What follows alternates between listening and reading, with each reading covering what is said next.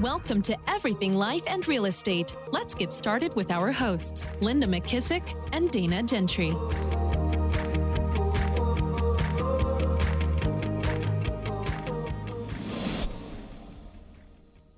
Okay, so we're going to switch gears and we're going to talk about the book. Okay.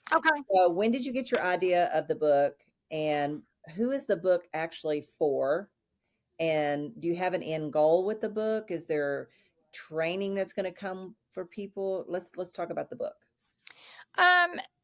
Well, the book was a life goal and really came from a lot of my employees saying, what we have here is really different. Mm-hmm. And we feel like you have to write a book, Marcylle. I mean, I would say I'm not a person that likes to sit in a room by themselves for lots of hours alone. I always say I'm a twosie. I'm not a onesie.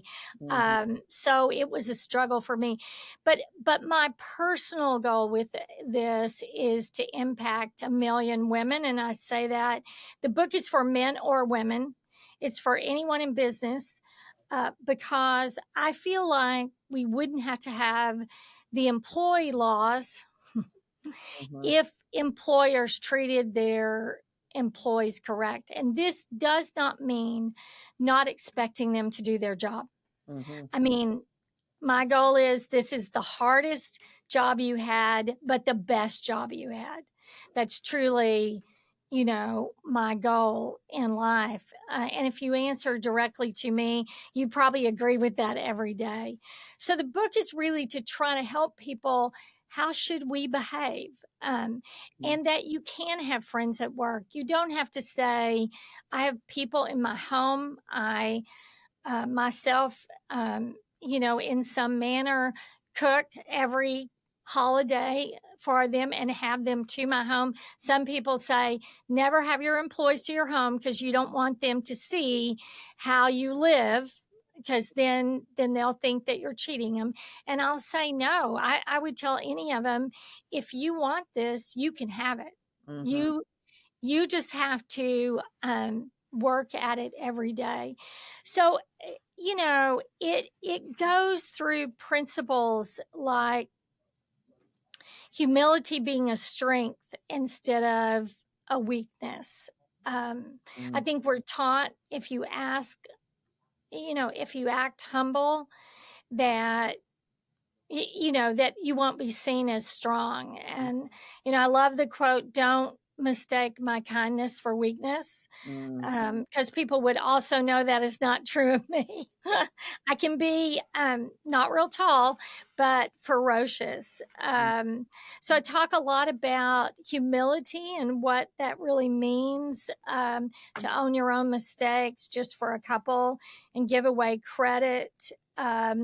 Honesty, as I said earlier, to be a gracious truth teller, you have to address something first off. You can't gossip.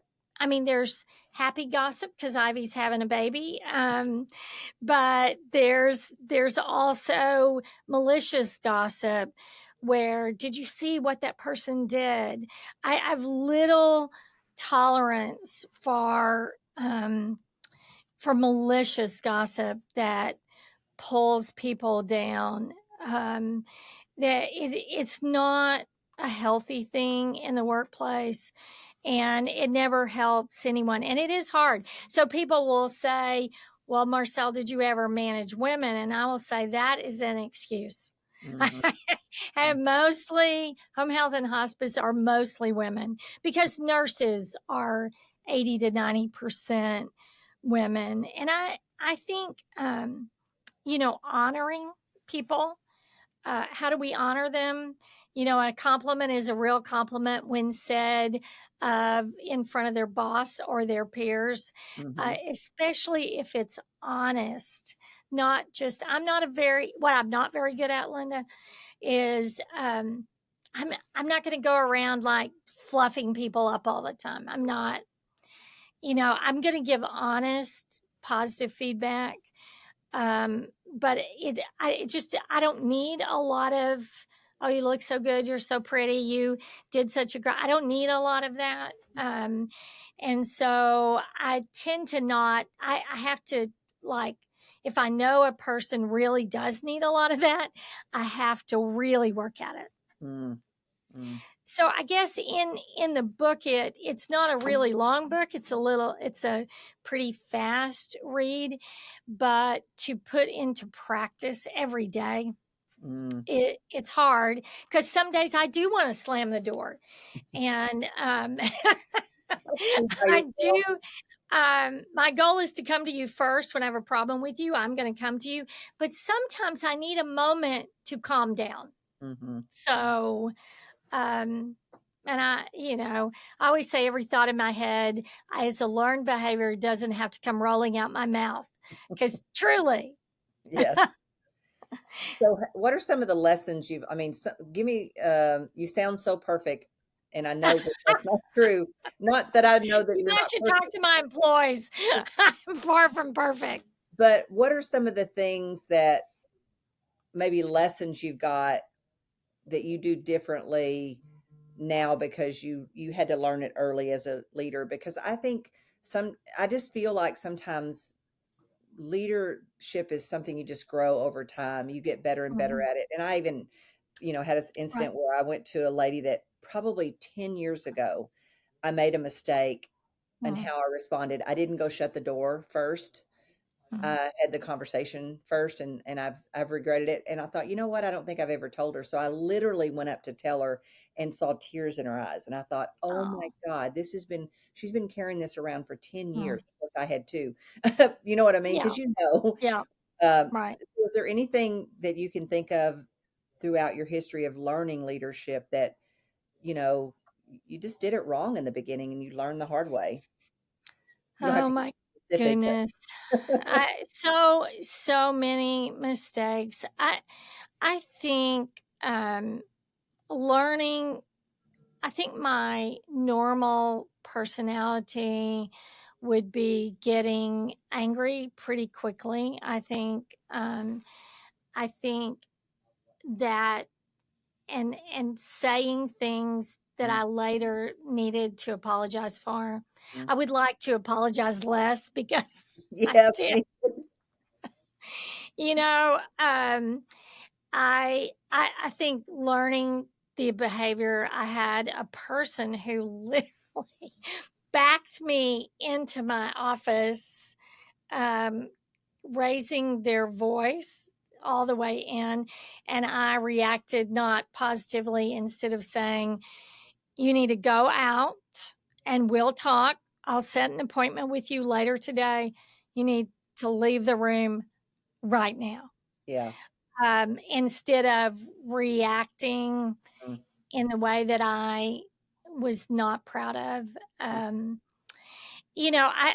I made so I mean, I hired a murderer one time, because I didn't know you could get your nursing license back in the state of Texas. Now, this has probably been 25 years ago, but I didn't know. I thought that if you Committed crime, you if went to you jail. had, and we have a little list from, because we have federal regs, but I usually do the interview, blah, blah, blah. And only at the end did I say, we're going to do a criminal history check. Do you see any problem with that?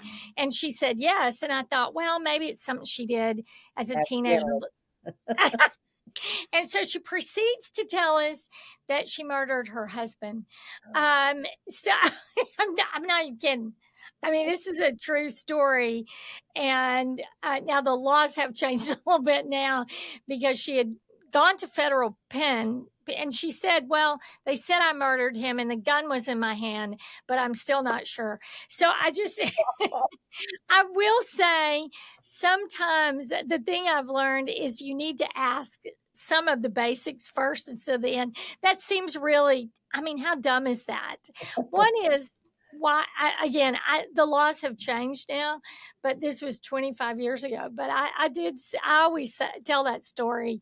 Actually, it was the final interview, and another manager, it was Deantha and I were doing the final interview, and I can't tell you. So I would say when you have the checkoff list, make sure you do that first. And Yeah. that's a silly thing, but it leaves a lasting impression.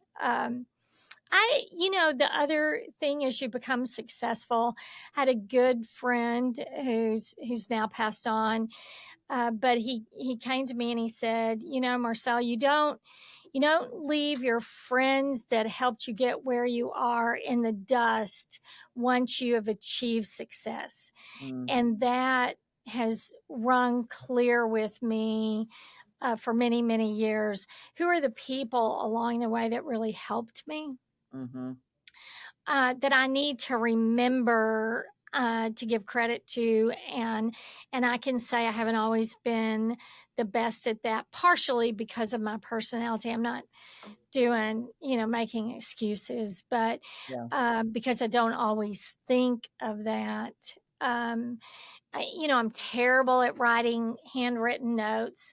I'm great at a text saying, thank you, girl. Thank you, guy, for that. But I wish, I think that I continue to make that mistake. A handwritten note these days is so unusual. What are some of the tools that you've used, like, the text or something that you've gotten better over the years that weren't really necessarily natural for you? Because I'll think I'm actually giving someone the accolades, and then I'll hear them say that they never get accolades. So I'm like, what in the hell am I doing wrong? Is it the wrong accolade?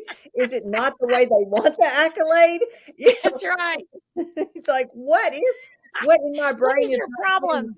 Didn't I say thank you? I know. So and it's kind of funny because those of us that are kind of driven, some of the things are just not natural because you don't need them, right? Doesn't mean other people don't need them. So, sometimes you have to, just learn tools along the way, which right now, by the way, scheduled text is my new best friend, because sometimes I've had the thought to do it, but then time passes and I forget to do it. So That's now great. Schedule the text and it's going to go out later, I know. I mean, at 6:00 this morning, I wrote a couple thank yous anyway, because it's not that it's not in my head. It just doesn't always get actionable. Yeah. I think that one thing that I did learn, I have a hard time not believing people can't just make a decision. Yeah. So we've done lots of personality testing, and for me, it's can't or won't. And are they refusing to do this, or is it just not their path? I think that's with accolades, if you will, which was my last home health agency's name. So when you say accolade, our motto was, it's an honor to serve you. But is that some people, the best, thing you can do for them is give them an afternoon off. Other people, they just want the money. And the challenge is with a big organization is trying to figure out for individual people what that is. We did, just for a little example, and I don't know if this really answers the question, when people would come in for a meeting, we would ask them, what are your favorite snacks? Because typically the easy thing to do is just to put all the same snacks on the table, blah, blah, blah. And heaven only knows these days they're gluten-free, they're dairy free. I mean, I'm just like, bring your own stuff if you got all these problems. But I don't say that. That's what I want to say.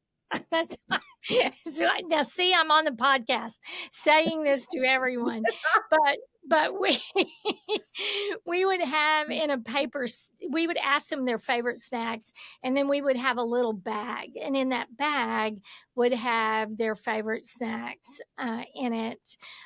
Because I feel one of the greatest joys in life that gets downplayed is food. And too much of anything is a bad thing. But if you don't feed them, then they're mean. So I said, I don't care what they say, we're feeding them, because Yeah. they're mean if we don't feed them. Yes. I'm Well, mean I'm if mean I'm if on I a don't diet. get food. So there's that, which I'm always on a diet. Yeah. So there you go. Okay, so something you said back a while ago, I noticed about you years ago, and I want to talk about it. You said, I'm a twosie, not a onesie. I've never seen you go anywhere alone. So talk to us about that, because I'd already noticed that about you years ago. Is there a plan behind that, or do you just get lonesome? What is it? Can I say all of the above? Well, one thing I think, as being a female in business, and you know, I have I run in a lot of circles, and that really, frankly, I tend to get along with people best that are like accountants, who, are, that kind of have a 1 and 2 and 3 and 4, which you wouldn't see that with me. But if Mhm, you're going to do business, then I'm going to expect the meeting to have a purpose. mhm, yeah, Let's talk about what the meeting's about, what the checkoffs are, and what the end is. So I'm not a highly emotional, like, I'm not, if you really want to hurt my feelings, you need to try either criticize my children or, yeah, which I might criticize them, but don't you criticize them. yeah. Dues are the grandchildren, they're even a higher level. But, so I tend to be not so much touchy feely, but as a woman in business, from a pure, how I conduct myself by my own moral center, is that I would almost always take another person with me to the meeting. Now, it might not be another female. It might, one of my last two CFOs were men, good friends of mine, and they would come with me to the meeting. Almost, I would never really go to a meeting like that, and that is purposeful. That didn't really have anything to do with the twosie. I think also Is that just because they have the answers, and they might have the answers for the meeting, or? no, well, yes, that, but also that I don't want to be out with a man, or many times another woman, but out with them by myself at night at a restaurant or having lunch, just more from my own protection, of never being questioned that Yeah. there was anything inappropriate. Okay. And that's, I personally don't think that's gender specific. I personally think it's for their protection also. And that's just, like I said, I don't really tell people that, but I almost always will say, okay, I'm going to bring another colleague with me to the meeting. And that's my own thing of never, always being above reproach. Mhm. Now, do I have meetings one on one with people? Yes. But of a different sex, or even, the same sex, yes. But when I'm out like that, or I go to conferences, we go to a lot of conferences, we exhibit at a lot of conferences. I can honestly say you're not going to find me at 2 a.m. at the bar by myself, because I want to be a woman known for integrity. And I'm Mhm. not saying you can't. And a lot of people feel like that's where business is done. I'm not, I'm just saying from my own personal thing, that's a safety protection for me. Yeah. And I want to be known. I want you to be able to see me on Sunday morning Yeah. and Monday night and still see the same person. Yeah. But the second part of that is, we are crazy. So we all share rooms. We don't all have their, because it's kind of a party for us to Mhm. go and just have a moment to, talk through the whole meeting. We're going, I think you're going in this weekend Yeah. to, Are you gonna be there? yes, Oh, we're good. coming in. So,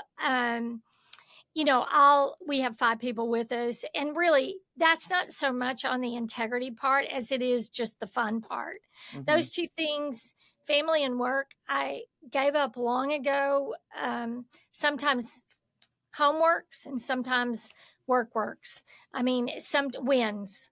Mhm. I can't differentiate. Sometimes I just have to be off or home or whatever, And sometimes I just have to be at the office.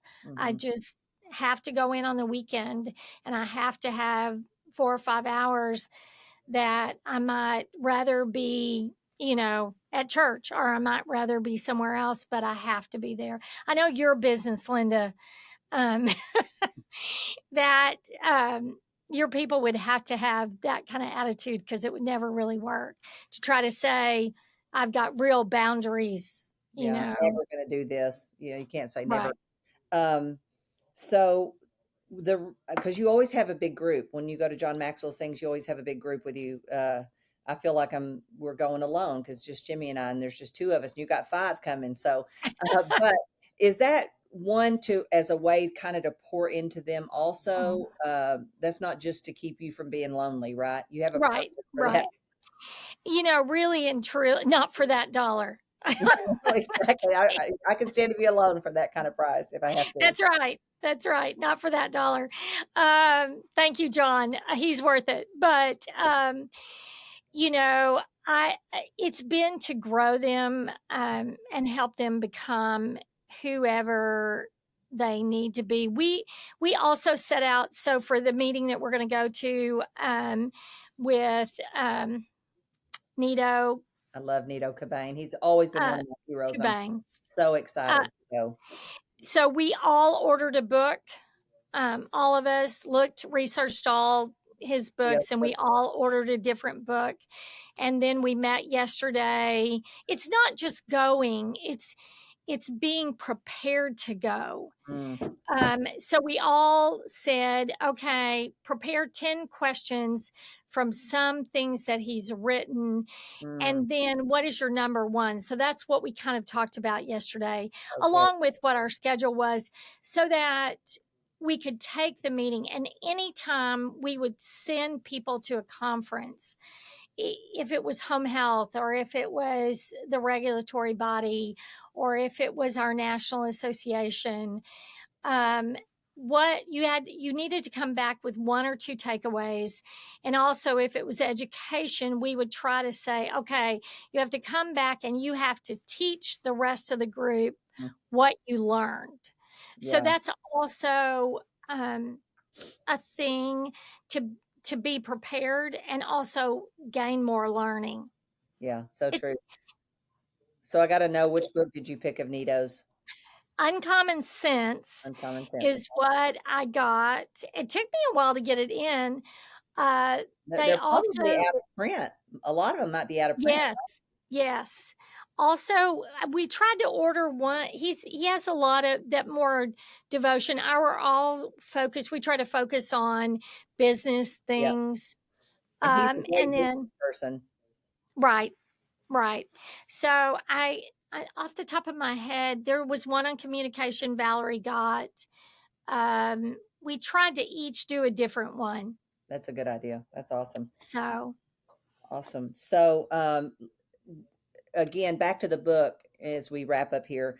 What is there anything after the book that's going to come? Is the book just the book and we're done? Are you going to? No. Well, what are we doing here? I wrote it in 2020 and 21, and then in the fall of 21 I was diagnosed with breast cancer, and was kind of I said that pitfall and potholes. I got sidetracked for a couple years of surgery and all that stuff. But yes, so in the fall we will come out on two things with kind of a workbook that's pure business. This is not I am a woman of faith, but this is not a faith-based book. But I'll be doing a Bible study at one of the local restaurants at Marty B's in town in May. And depending upon when this is broadcast, it's May 13. And I will have in the fall more of a Devo book that kind of talks about how to have good connections and good friendships. I have about 5 other books in my head, but again, it entails a small dark room or a lighted room. But I have lots of thoughts in my head. But we already have that I kind of co-authored with one of my sons, which you would know, Jacob. And to have the Devo book and but they'll probably be published in the fall, probably one in the fall and one in first quarter of 2026. How does it get to be 2026? I know. And what does Devo stand for? What is that? Devotion.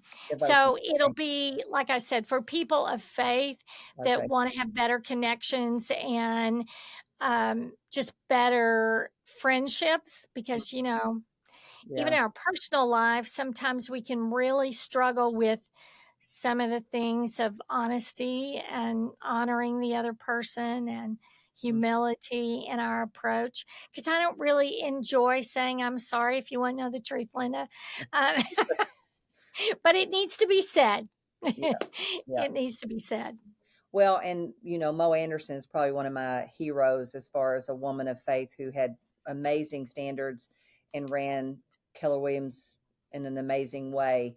And I think a couple of things I hear from you: you have high standards, and because you're a woman of faith, that gives us the filter to put things through to make decisions easier, right? Because I think when you're not clear about your values, it's really hard to make some of those tough decisions in leadership, right? So absolutely. So looking forward to that. Well, that's awesome. So right now, is the book available? Where can they find it? And then the book is available on Amazon right today in hardback.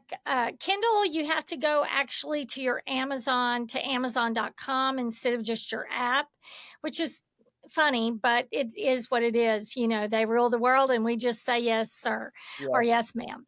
But it's available in paperback and hardback. And it's Never Hire Your Friends. It's important to put in Never Hire Your Friends book at the end, or you'll come up with some real interesting things.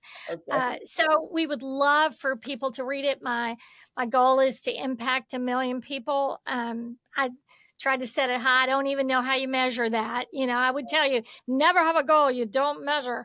But I'm not sure how to measure that. But I set it high enough where, really all we have in life, Linda, is when our last breath is taken is how we've had that impact on others. And I hope to have, I hope to be a positive one instead of a negative one. Yeah, that's awesome. Well, I know you are, because I've watched you lead your amazing people. And so, well, awesome. So I'm excited because I'm in Ohio right now, but when I get home, your book is, I think, already sitting there waiting for me. I was hoping it would come before, but it didn't. So I think when your notice came out about your thing, I immediately clicked on it and bought it. So I'm looking forward to it. And I'm looking forward to seeing you this weekend.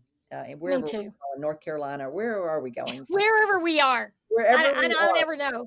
Yes. I'm pretty sure it's North Carolina now. It took me forever. Craig, my husband, even asked me, "Where are you going?" I'm like, I think it's North or South Carolina. I'm not sure. I know. Well, you make me feel better because I never know either until I have to know. And as long as somebody else knows, there's no need for me to know. Exactly. If it's in that calendar, I'm okay. Otherwise, not okay. Yeah. Awesome. Anyway. Marcylle, really good to catch up with you again. I'm excited for your book, and I know people are going to get amazing ideas out of it and just concepts that really will change the way that you look at the people you hire, and you hire people that are your friends. I kind of call it the barbecue test. If I wouldn't want to hang out with them at a barbecue, I don't really think I want to work with them. But anyway, so thank you, Marcylle. Appreciate it. If you have not hit the subscribe button, please go ahead and do that now. And the greatest compliment you can pay Dana and I is to pass this podcast along to anybody that you think that could benefit from our conversations. If you have a challenge, an opportunity, or a guest that you would like to see on the podcast, be sure and reach out to us at info@everything life and real estate. So Marcylle, I'll see you Sunday. I'll see you, Linda. It's such an honor to be on your show, and I adore you, and you're a great leader doing a great job. So thank you so much for having me on your show. Be sure to subscribe for more business strategies and tactics to inspire you to live an abundant real estate life. Don't forget to rate and review so we can bring you the best content. Find this and other valuable information at everythinglifeandrealestate.com.